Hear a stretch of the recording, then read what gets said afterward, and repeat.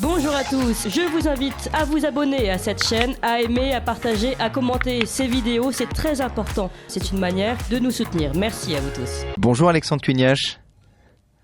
Bonjour Corentin. Alors aujourd'hui vous voulez nous parler d'un panda, et si le gentil panda était en vérité un affreux nazi? Et oui, cher Corentin. Aujourd'hui, point de chronique étymologique. Pour la bonne raison d'abord que je suis en vacances et que ma femme a refusé que je prenne mes dictionnaires. Ce que je n'ai pas compris, on aurait eu largement la place en enlevant quelques maillots de bain et le surcoût de bagages à l'aéroport n'était pas si cher. Pour une autre raison, de fond celle-là, je voudrais profiter des ondes de Radio Courtoisie pour dénoncer un grave scandale, une imposture. J'ai parlé la semaine dernière du cynisme horizontal d'Édouard Philippe. Vous savez, le panda du Havre.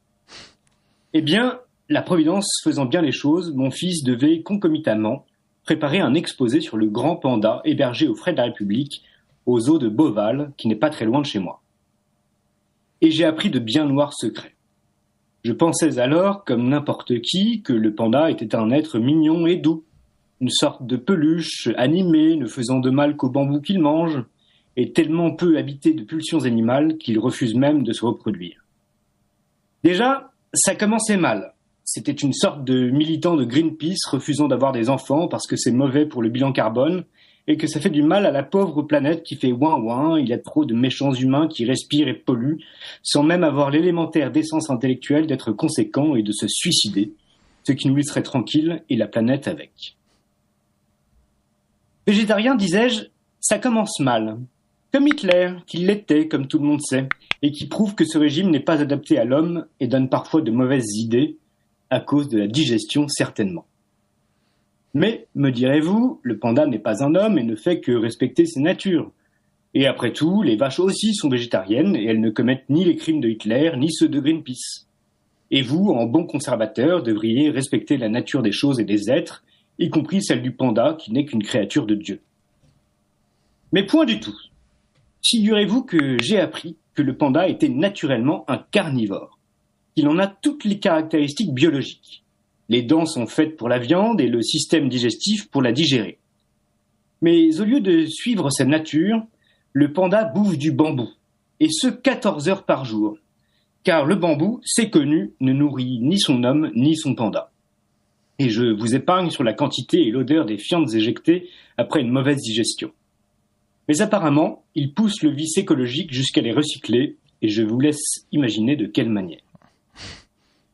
Mais objecterez-vous toujours, à raison, qu'il soit un végétarien contre nature comme Hitler et qu'il refuse d'enfanter n'en fait guère qu'un militant woke écolo et pas forcément un Eichmann en fureur, sans mauvais jeu de mots. Certes, mais il faut ajouter à ce tableau en noir et blanc que notre cher panda est tout prêt à renoncer à ses convictions végétariennes lorsque se présente une charogne. La viande, oui, mais à condition de ne pas la tuer soi-même. Et l'on voit là poindre le lobby anti-chasse qui veut désarmer les campagnes mais se contente très bien de camps d'extermination pour animaux lorsqu'il s'agit de se nourrir. Et nous rappellerons que l'élevage industriel a exactement les mêmes sources que le crime industriel des nazis. Je vous le dis, le noir l'emporte sur le blanc chez notre panda.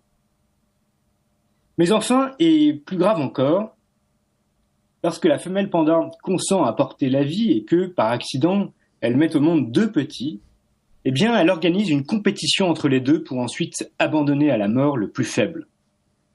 Cela porte un nom, élitisme racial ou eugénisme. Idéalisation, voire déification de la nature tout en la contredisant, réification de l'être, qui n'est plus qu'un objet manipulable, sélectionnable, et donc jetable et tuable. C'est le fondement du totalitarisme. Le panda n'est donc pas une gentille peluche, mais un véritable nazi. Heureusement que nous autres, civilisés, sommes loin de ce modèle, et que nous respectons la nature, la vraie, c'est-à-dire la nôtre, et la vie. À moins que je ne me trompe. Eh ben, on ne verra plus jamais un panda de la même manière. Merci Alexandre Cugnache, bonnes vacances à vous, et à très vite sur Ligne Droite. Merci beaucoup, à bientôt.